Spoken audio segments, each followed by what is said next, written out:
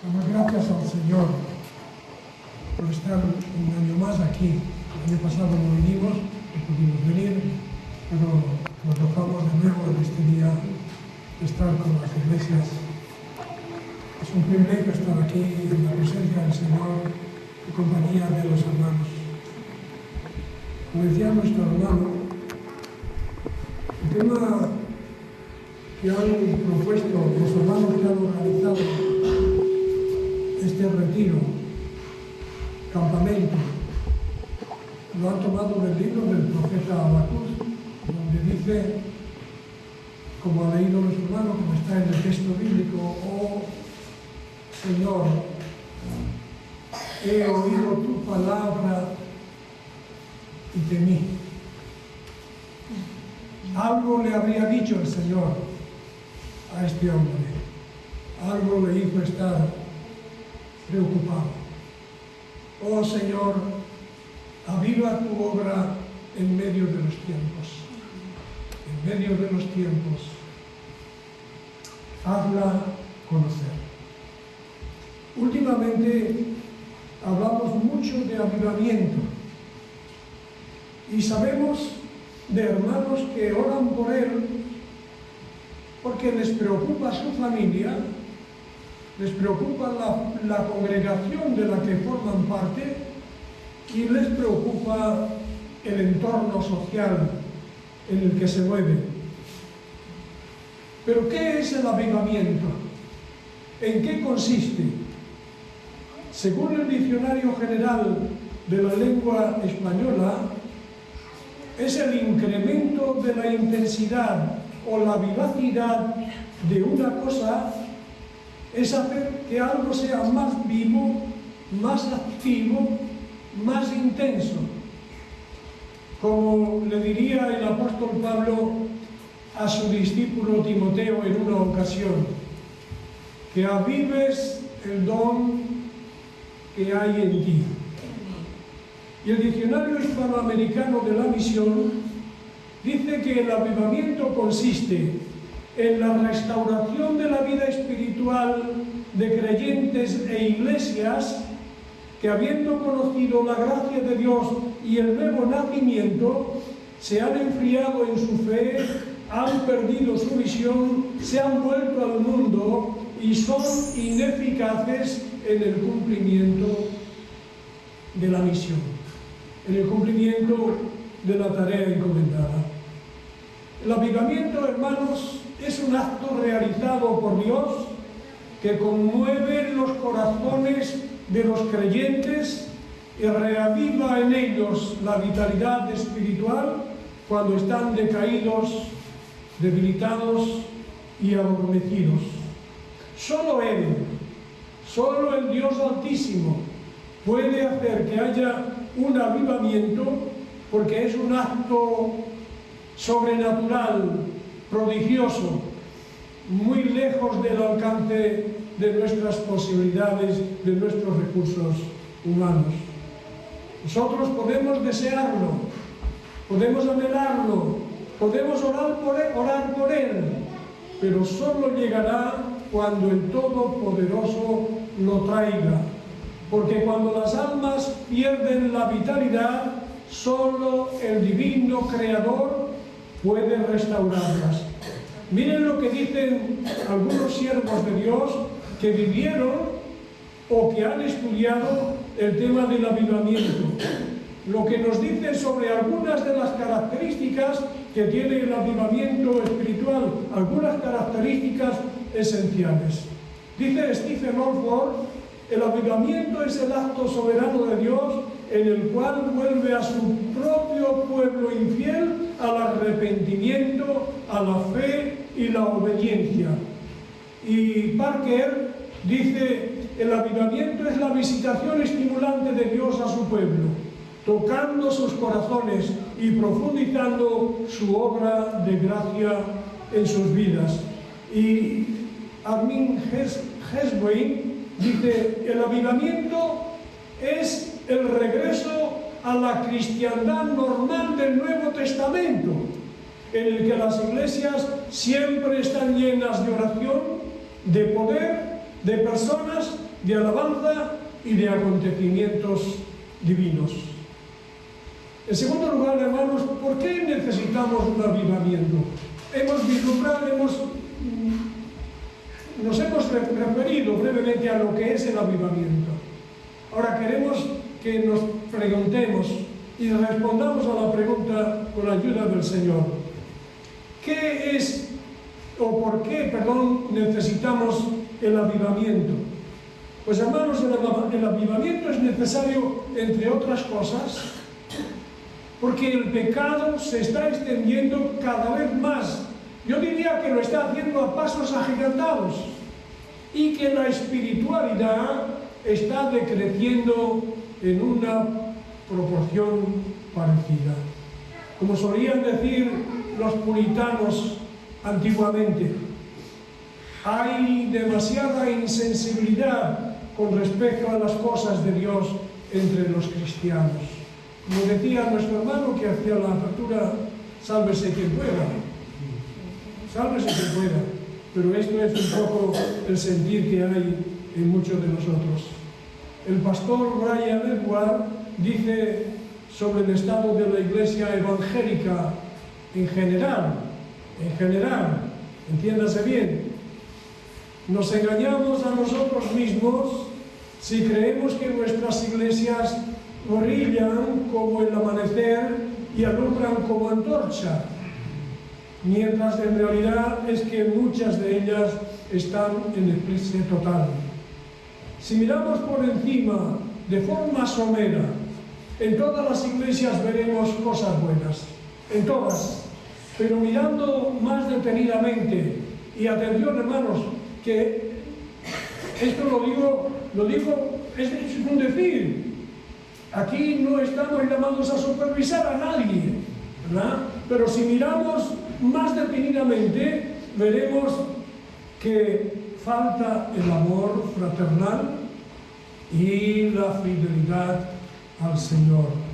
Es cierto que siguen convirtiéndose algunas almas, se siguen convirtiendo, y es verdad que algunas congregaciones están creciendo y que sus templos se llenan cuando se congregan para adorar al Señor, pero también hay otras que están decreciendo y en las que los siervos del Señor casi tienen que rogar a los hermanos que se congreguen para adorar al Señor el domingo por la mañana o por la tarde a la hora establecida o para el culto de oración.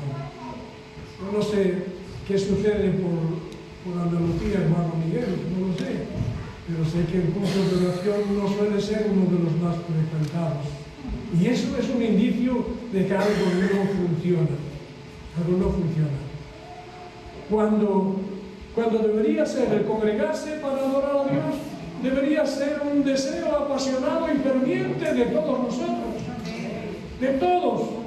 Porque como expresa el autor del Salmo 84, cuando dice, cuán amables son tus moradas, oh Señor de los ejércitos, anhela mi alma y aún ardientemente desea los atrios del Señor. No ya el templo, no ya el lugar santo o el lugar santísimo, cuando ya nos acercamos al jardín que hay alrededor de la iglesia donde nos congregamos, ya empezamos a sentir el gozo de lo que vamos a disfrutar ese día en la adoración. Y ese debería ser el sentir general de todos los miembros de la iglesia. Por eso necesitamos el avivamiento espiritual, porque en muchos casos no estamos viviendo conforme a las normas establecidas por el Señor para la buena marcha de su querida iglesia. El Señor ama a su iglesia profundamente, lo hemos cantado casi todo en relación con el individuo, con la persona, con el creyente en particular, pero nosotros formamos juntos el cuerpo de Cristo. Y lo hemos cantado, y hemos cantado que Dios nos ama, que Dios nos cuida, que Dios no hay problema con ninguno en la vida porque Él está con nosotros. Dios ama profundamente, no solo a ti, ni a quien está a tu lado. Dios nos ama a todos en conjunto. Dios ama a su pueblo, a su querida iglesia. Recuerda que dijo Jesús, edificaré mi iglesia y las puertas del Hades no prevalecerán contra ella. El Señor ha dado normas para la buena marcha de su querida Iglesia, y entre ellas están que nos congreguemos regularmente para adorarle, como lo hacía la Iglesia en Jerusalén, que perseveraban en la doctrina de los apóstoles, perseveraban. La palabra perseverar es muy importante que lo tengamos en cuenta en su debida dimensión. Perseveraban significa que eran constantes, que no decidían qué día iban y qué día hacían otra cosa. Perseveraban en la doctrina de los apóstoles, en el compañerismo cristiano, en la comunión unos con otros, en la cena del Señor, en el partimiento del pan y en las oraciones. Participar en la adoración es una norma del Señor, pero tenemos que entender que no es un imperativo que tenemos que cumplir porque sí. Es que es muy bueno para nosotros, porque Dios todo lo que propone para los creyentes es bueno, es beneficioso, es provechoso, es edificante. Lo mismo que los padres cuando le dicen algo a sus hijitos. Hay varios niños pequeñitos aquí entre nosotros este año, y los padres con qué cariño les dicen: hijo, cuidado con el charco, y mil cosas, ¿no? Pues eso es lo que hace Dios al dar normas para la Iglesia. Lo que Dios quiere es que nos vaya bien, no solamente que tengamos una serie de ataduras que nos hagan ir y venir, no, lo que Dios quiere es que disfrutemos, que nos edifiquemos, que crezcamos en el conocimiento, en la gracia suya en nuestras vidas. Participar en la adoración es necesario y beneficioso, en primer lugar, porque al adorar expresamos de forma natural el amor que sentimos por nuestro Dios, por nuestro Señor y Redentor. Por ejemplo, cuando le decimos cantando de corazón: te vengo a decir, oh mi Salvador, que yo te amo a ti con el corazón. Y es bueno congregarse para adorar al Señor, porque en la adoración, en la adoración que ofrece la congregación, se alienta a la fe, a la bondad y al amor fraternal, como enseña el autor de la carta a los Hebreos, cuando dice: considerémonos unos a otros. ¿Cuándo nos consideramos? ¿Qué significa considerarse? Aprender unos de otros, ver lo bueno que es el hermano, lo bien que hace las cosas el hermano, tratar de imitar lo bueno y desechar lo malo. Considerémonos unos a otros para estimularnos al amor y a las buenas obras. Cuando nos congregamos para adorar a Dios, vemos, oímos, aprendemos, y cuando salimos del templo para volver a casa decimos: yo quiero hacer lo que hacía mi hermano, yo quiero vivir, yo quiero tratar a mis hermanos, considerar a mis hermanos como Él lo ha hecho, porque sé que es el plan de Dios. Y eso no se aprende quedándose en casa, eso se aprende congregándose y conviviendo con ellos, como dice a continuación el mismo texto bíblico. No dejando, ya tenían este problema los hebreos de aquel tiempo convertidos a Cristo, no dejando de congregaros como algunos tienen por costumbre. Otra norma es que vivamos el compañerismo cristiano en armonía, como lo estamos viviendo aquí estos días, gracias al Señor, como lo vivían los creyentes en el primer siglo, que dice que perseveraban unánimes.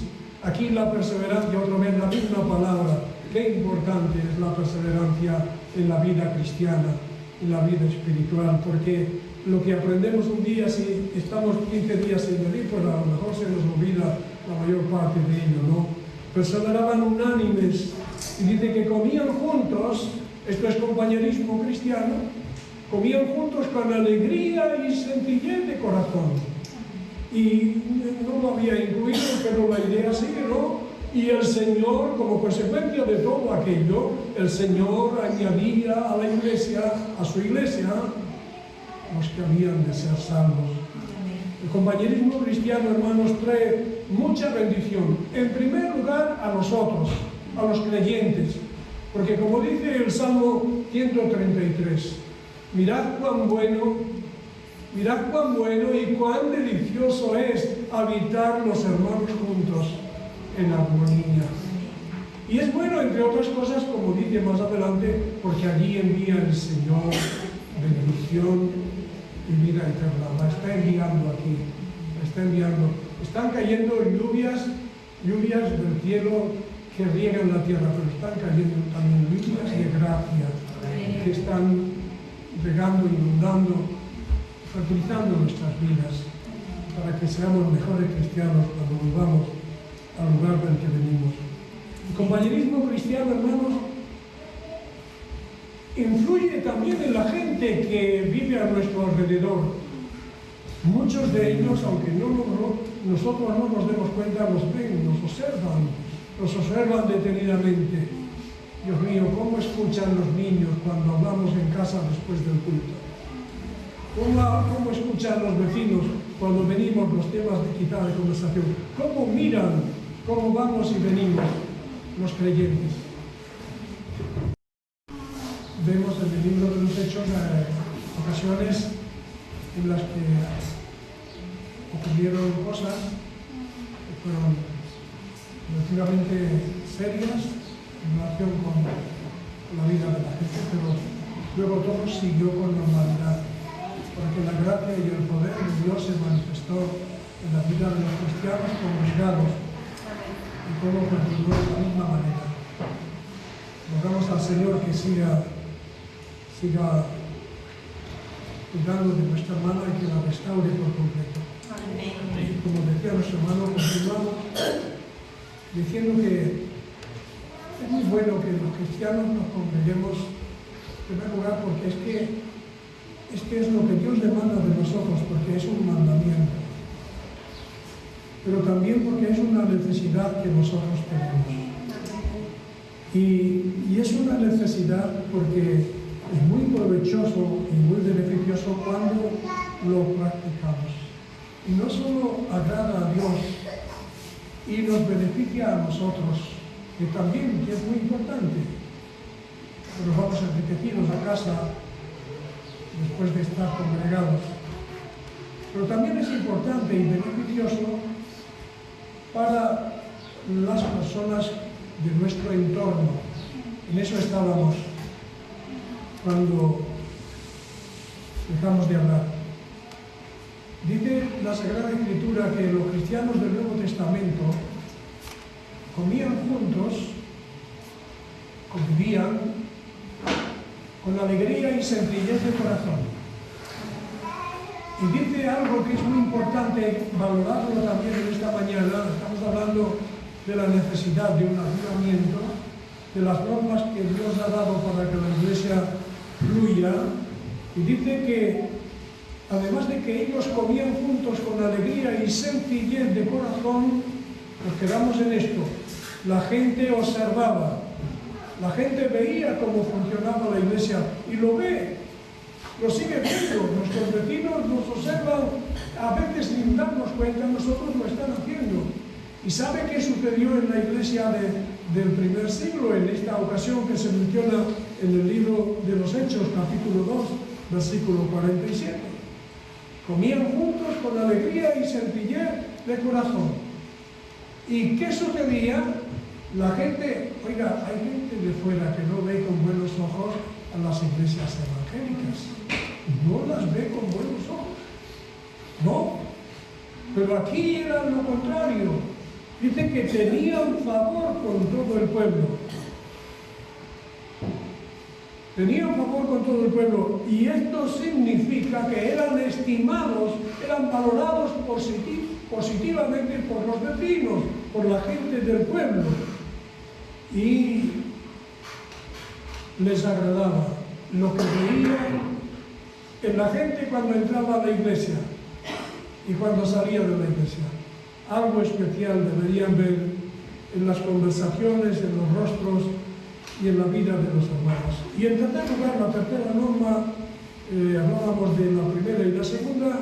La tercera norma para que la Iglesia viva como Dios quiere, como Dios demanda, como Dios desea, como los creyentes necesitamos, es que cumplamos fielmente la gran comisión.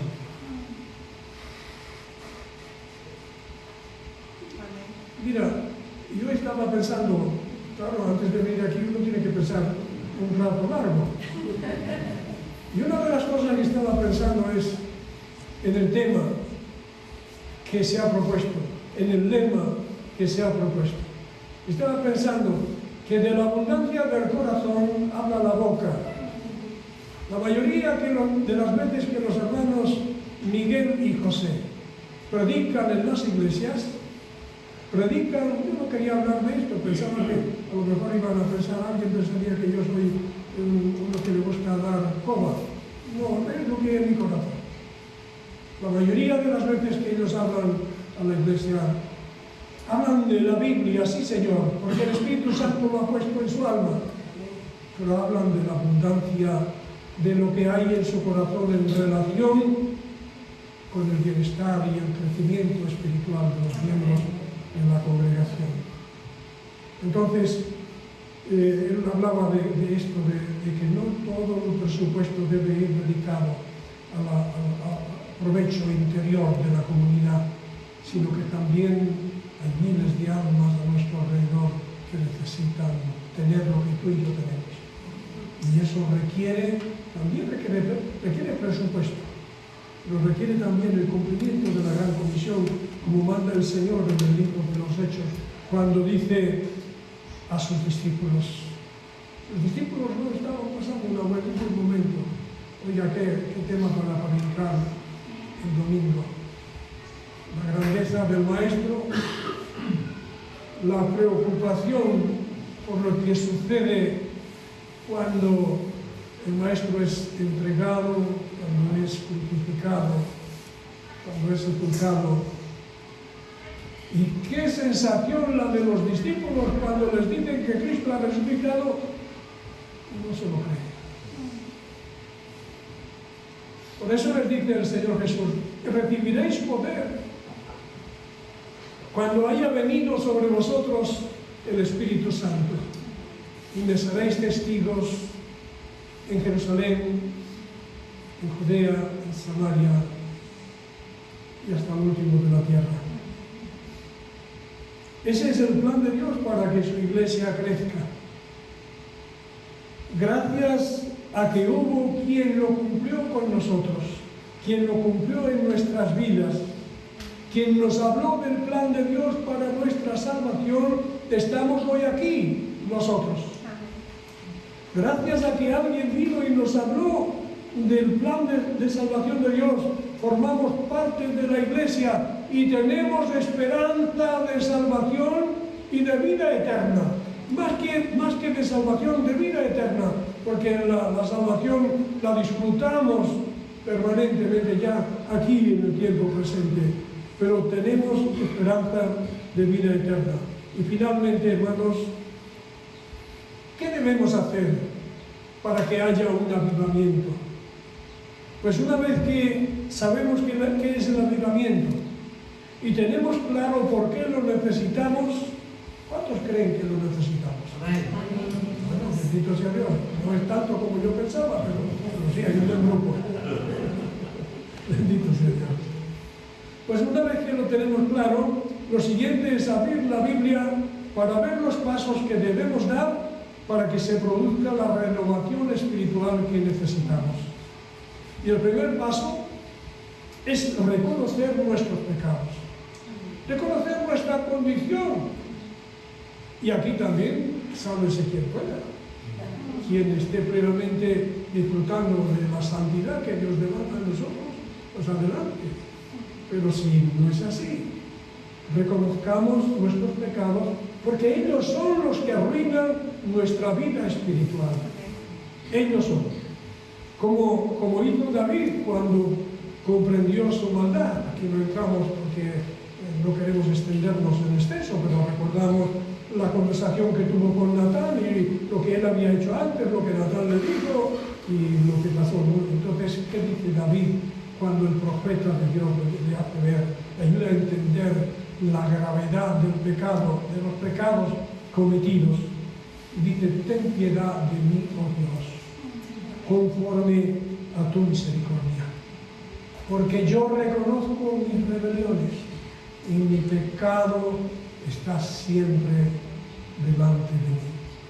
Como dijo el hijo pródigo de la parábola: Padre, he pecado contra el cielo y contra ti. Lo reconozco. Este es el primer paso.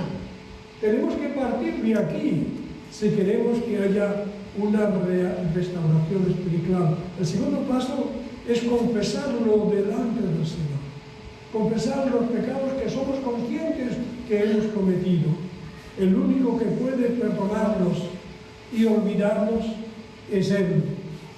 ¿Quién hará limpio lo inmundo?, pregunta Job, y el mismo Job responde: nadie. O como dice el profeta Jeremías: ¿quién podrá decir, yo he limpiado mi corazón, limpio estoy de mi pecado? Nadie. ¿Y por qué dice eso el libro de los Proverbios? El que responde es Jeremías. Nadie. ¿Por qué? Porque aunque te laves con lejía y amontones jabón sobre ti, la mancha de tu pecado permanecerá delante de mí, dijo el Señor. Hasta que el pecado no ha sido confesado y perdonado, no estaremos en condiciones de ser reavivados, porque el pecado lo impide. El pecado hace imposible el avivamiento espiritual en el creyente. Como el propio David lo dice en el Salmo 51. Mientras callé, no sé por qué no era consciente de algo tan gravísimo. El caso es que no lo había confesado. Y él dice: mientras callé, se envejecieron mis huesos en mi gemir todo el día. Esto está tomado del Salmo 32, el salmo que habla de la dicha del perdón. Mientras callé, se envejecieron mis huesos en mi gemir todo el día, porque de día y de noche se agravó sobre mí tu mano y se volvió mi verdor.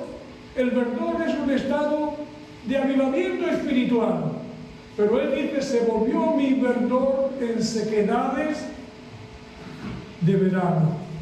Y el tercer paso es pedirle que nos limpie por completo.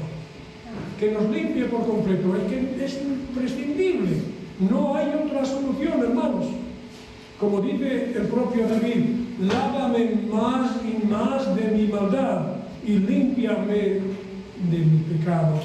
Lávame, dice, y seré más blanco que la nieve. No hay pecado, por inmundo, por sucio que sea, que nuestro Padre Celestial no pueda perdonar. Como dice Isaías 1:18. Venid luego, el Padre Celestial. Venid luego, nos está llamando el Señor a nosotros. Ya lo ha hecho conmigo. Nos está llamando a todos: venid luego y estemos a cuenta. Si vuestros pecados fueren como la grana, como la nieve serán emblanquecidos, y si fueren rojos como el carmesí, vendrán a ser como blanca lana. Y el cuarto paso es pedir la restauración espiritual, pedir el avivamiento, pedir que Dios haga la obra suya en nuestras vidas. Si anhelamos un avivamiento espiritual, podemos pedirle, es decir, si anhelamos un avivamiento personal,